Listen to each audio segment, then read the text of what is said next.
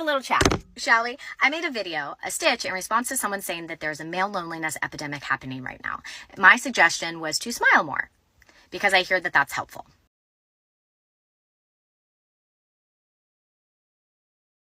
Hi guys, welcome back to my channel. My name is Omomi, aka Petite Diva, and in this video we are discussing male loneliness epidemic. Now recently a lot of people have said that there is an increase in male loneliness. Now in this video we are discussing what exactly male loneliness epidemic is and what is causing it and how it can be resolved. So let's check out what people have to say about male loneliness epidemic. Now before we continue this video, if you like this video, please give it a thumbs up. If you like videos such as this and you are not yet subscribed, please consider subscribing by clicking on the red button that says subscribe, and don't forget to click on the bell notification icon by the side so that you're notified anytime I upload videos.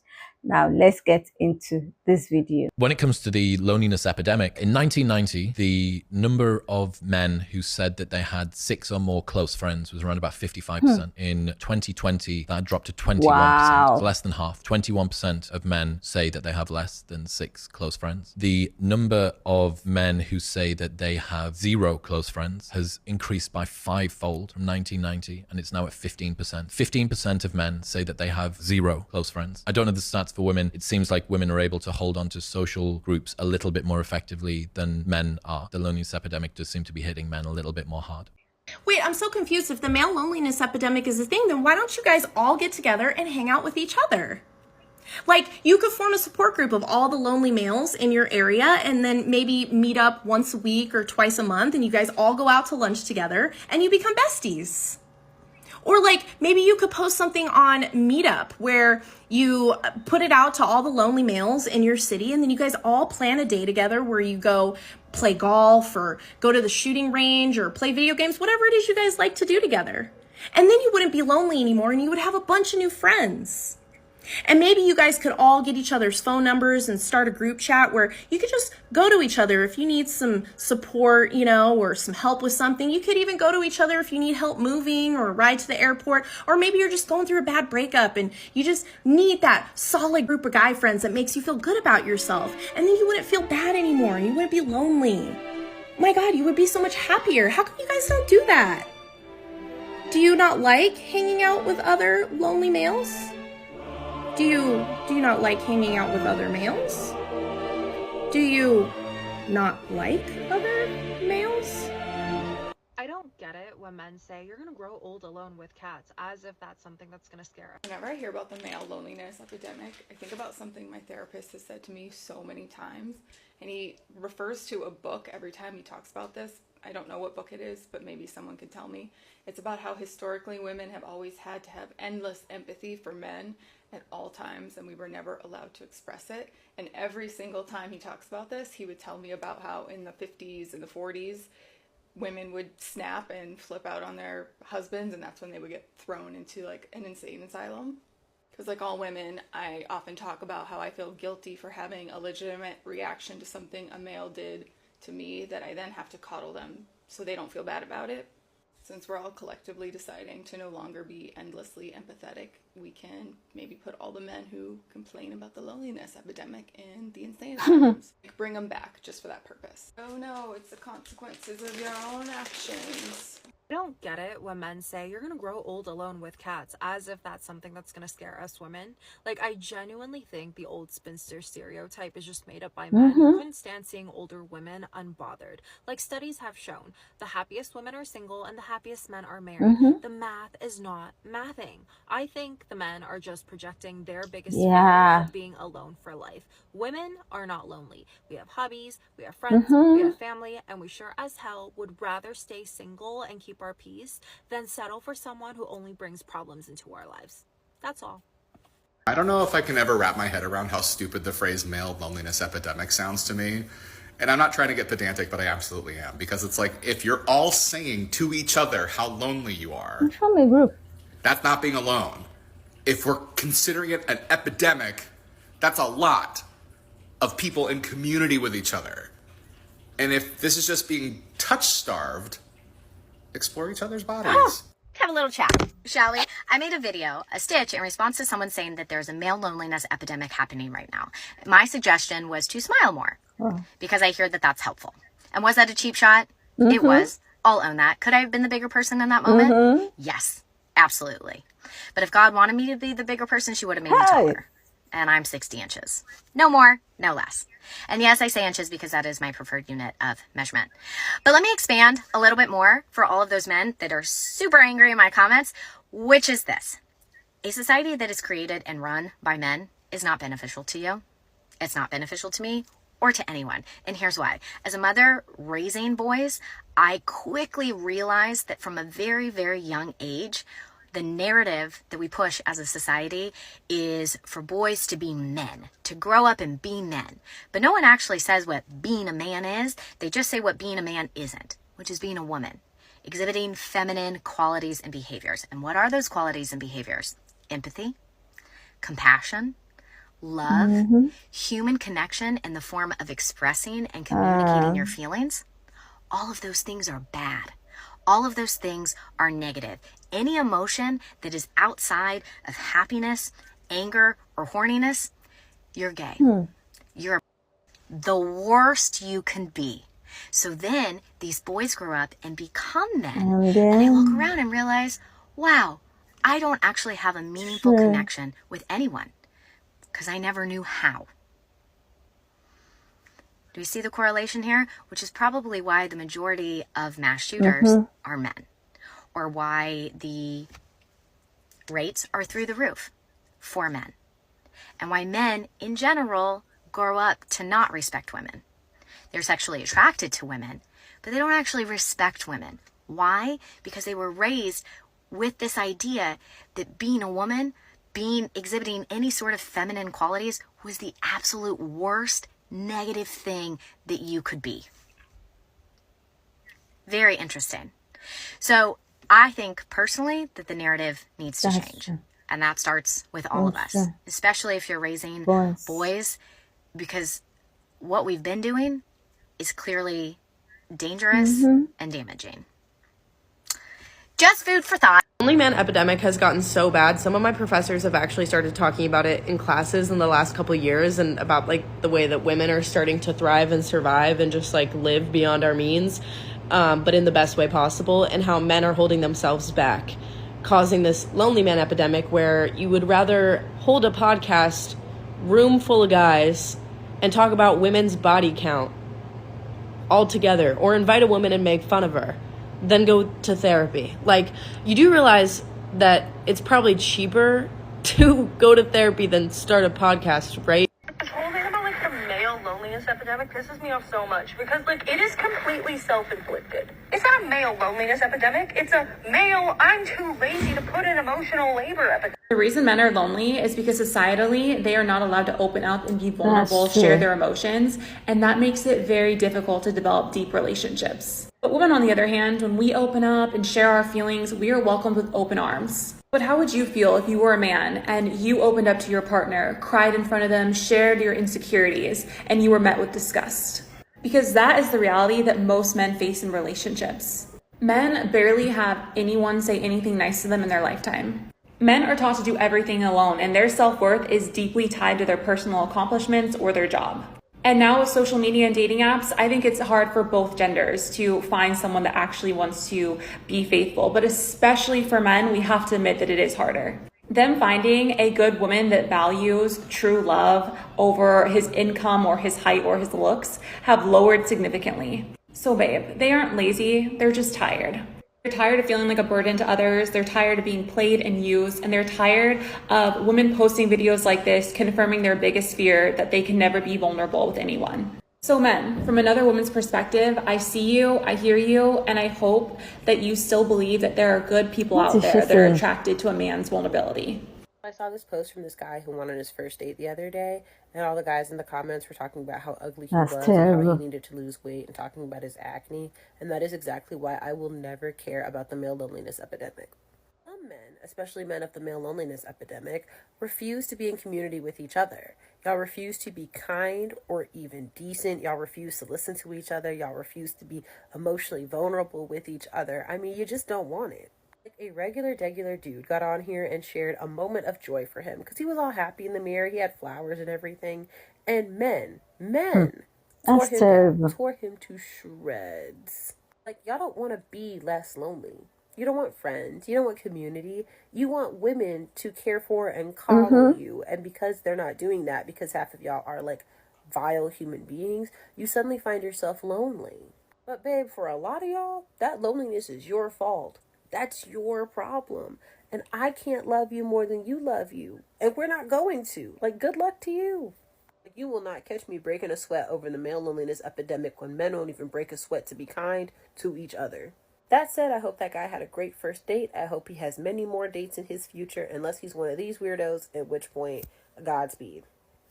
All this talk about a male loneliness epidemic has me thinking about this interaction I had a while back where I had been messaging back and forth with a male friend of mine.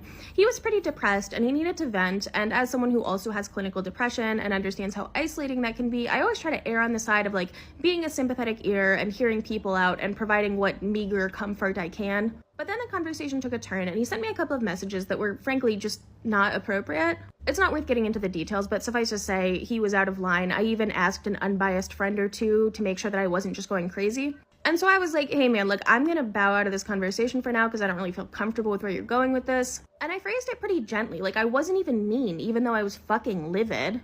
But then he got mad at me and was all, oh, you know, you're taking things too seriously or whatever. And I was like, look, it's just these specific things that you said made me uncomfortable. Here's why they made me uncomfortable. I'm just asking that you don't say stuff like that to me. And he responded to that by just declaring that he wasn't speaking to me anymore and unfriending me. And the reason why I'm thinking about this is because I've heard a lot of anecdotes like that. You know, the details vary from situation to situation. I've heard so many anecdotes from women and girls about how, you know, they had this guy friend and then all of a sudden something happened and they found out one way or another that the guy friend in question didn't really have like basic respect for them as a human being. And there's also the whole proverbial nice guy thing where there's like this specific subgenre of man who acts as if being nice or being friendly toward women is some sort of cheat code where you're nice to them for a while and then, you know, you get sex or a romantic relationship or something out of it. And a lot of these guys talk about, you know, the friend zone as if it's like some punishment by an evil, heartless woman, as if a friendship can't possibly be a good thing in and of itself, or at least not with a woman.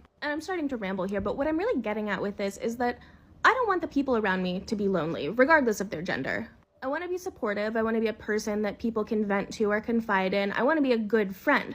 But the catch is that if you want me to act like your friend and provide emotional support and help alleviate some of the loneliness, you have to also treat me like I'm your friend. You know, an actual human being who you respect and value for who they are as a person. And of course, isolation and loneliness are difficult things to navigate, and they can have a wide variety of causes. But I can't help thinking that some of these men who complain so much about being lonely and about the loneliness epidemic might be less lonely if they didn't let their bitterness about not being in a romantic relationship overshadow all of the meaning and the value that can be found in platonic friendships and family relationships. Because, like, I don't know what the fuck you all want women to do. Crazy. The male epidemic is so bad that y'all are telling women to start settling. I feel like you don't understand what the fuck that means. You know, my dad told me that when you grow up, fall in love with someone who's in love with you, not someone you're in love with, which basically is the same concept as settling. But that doesn't mean he was telling me to settle for any motherfucker that looked my way. He was telling me to settle for somebody who was more obsessed with me than I was with them. I never understood it, and apparently it's a sentiment that's shared by a lot of Vietnamese people. But as I got older, it started making fucking sense. You expect us to settle because you don't want to change, but you don't realize that for us, being taught to settle was to settle for somebody who is obsessed with you, who's in love with you, who'll do anything for you. And why would I ever want anything less than that? Why would I just settle for some random that cat calls me and whistles at me like I'm a fucking dog to come over? Excuse me? Well, if it isn't the consequences of your actions coming back to bite ya. The rise of the lonely single men. Men are facing diminishing opportunities for dating as relationship standards rise. Men need to address skill deficits to meet healthier relationship expectations. Let's highlight that word, healthier. This is not the 1950s. Back then, women needed their husbands in order to open a simple checking account. That is not where we are today. Women are financially empowered. We are becoming entrepreneurs. We're becoming millionaires. We are disrupting industries. But that doesn't mean that we hate men. Some of us actually want to date you. Some of us even want to marry you. But we're not going to do that if it's going to mean sacrificing our emotional, physical, financial, spiritual health. We would rather stay single and find fulfillment through family, through friends, through community, than sacrifice all of that just to have a partner in our lives. So the bar has been raised. You are welcome to meet it. If not, we are going to stay single and happy. Whereas y'all are going to stay single and frustrated. So it's your choice.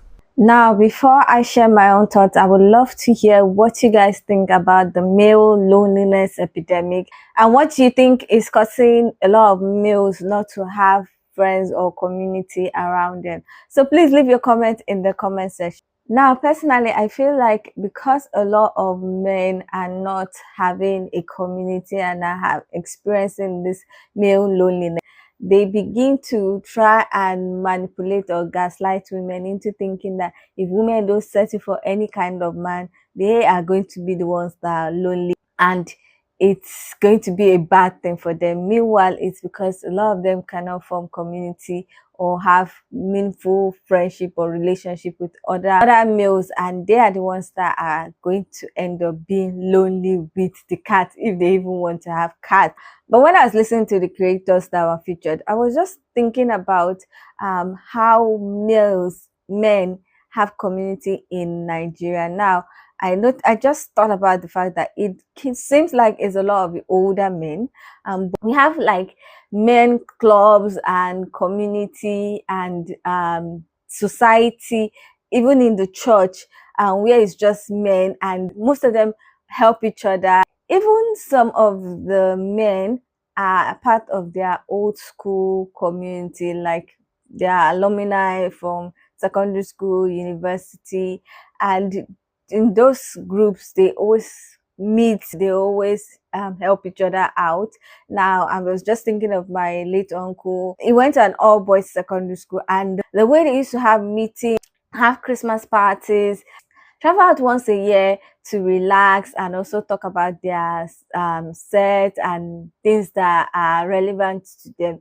And I don't think a lot of the younger guys have those kind of things right now, which is why a lot of them are experiencing a male loneliness. Because I was just thinking about how the older men in Nigeria, I don't know if it is done in other countries. If it's done in other countries, please leave a comment letting me know. But the older men in Nigeria always have societies, community clubs, and the rest that they meet, they gist, they do all sorts of things. They talk about things that will help them advance in life, and even things about just their health and even finances and the rest. So I don't think a lot of the younger guys have that, and I don't know why that is not seen in quite a lot of the younger guys.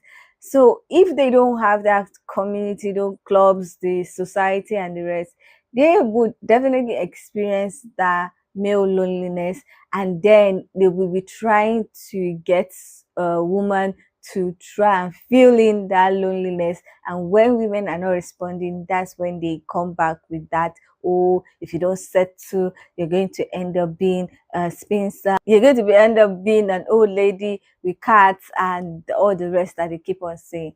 So I think that younger men should consider joining groups or forming community, societies and clubs that can be helpful to them in the long run. So I think that's something that some men should consider if they are experiencing the male loneliness. I don't know what you guys think about this topic. I don't know what you guys think about male loneliness epidemic, the cause, what can be done to resolve it. I would love to hear your own thoughts. So please leave your comments in the comment section so that we can get this discussion popping. Now, if you like this video, please give it a thumbs up. If you are not yet subscribed and you like videos such as this, please consider subscribing by clicking on the red button that says subscribe, and don't forget to click on the bell notification icon by the side so that you're notified anytime I upload videos. Now, with all that said, thank you so much for watching. I hope to see you in the next one. Bye.